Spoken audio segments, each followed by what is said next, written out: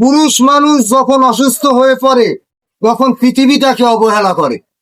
এছাড়াও যখন বিপদ আসে চারদিক থেকেই আসে। সেই রকমই হলো আমাদের এই কালাম ভাইয়ের অবস্থা। তিনি সামান্য একটি টিনে পাও কাটার ফলে তার আজকে যে অবস্থা দাঁড়িয়েছে তা খুবই করুণ। তার মধ্যেও তার শখের যে গরু সেটি হয়ে গেছে চুরি। সে এখন বর্তমানে নিঃস্ব, চলতে খুবই কষ্ট হচ্ছে। কালাম ভাই কেমন আছেন? এই আলহামদুলিল্লাহ, আল্লাহ পাক ভালো রাখছে।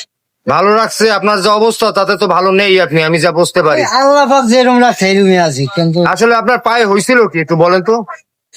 টিনে কাটছিল, টিনে কাটার পর বুঝতে গেল, বুঝতে যাওয়ার পর পাও ভুললে উঠছে, আবার এই গিরেটা এই জায়গায় পাচ্ছি গেল। আটকে যাওয়ার পর এই রোজার পর মাঝখানে ছিলাম বরিশাল শের বাংলায়। এই রেঞ্জে মোটামুটি সুস্থ হয়ে বাড়ি আইছি প্রায় 3 মাসের মতো। তাই মাছ ধরে পরই আমার একটা গরু ছিল, গরুটা চড়ে নিয়ে গেছে।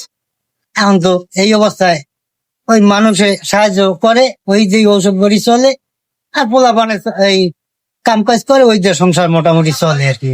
আপনি তো রিক্সা চালাইতেন, এখন তো রিক্সা চালাইতে পারেন। রিস্কে যাম কেমন, এখন তো পায়ের অবস্থাই খারাপ। এখন আপনার মোটামুটি তো ইনকামের পথ বন্ধ। ইনকামের পথ বন্ধ, এই চলাফিরে এই তো বন্ধ। আপনার তো সন্তান আছে না? হ্যাঁ অবশ্যই।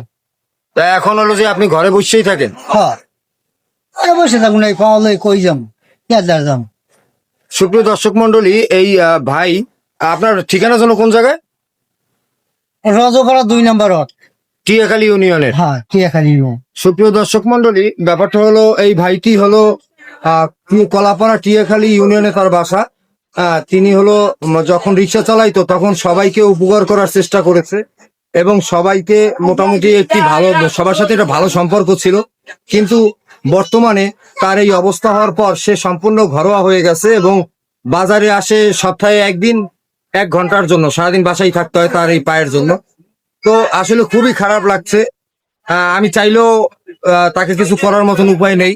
আপনাদের কাছে অনুরোধ থাকবে, কলাপাড়ায় যারা যারা তাকে চিনেন বা যারা সহায়তার হাত বাড়িয়ে দিতে চান, অবশ্যই নিচে দেওয়া নাম্বারে যোগাযোগ করবেন।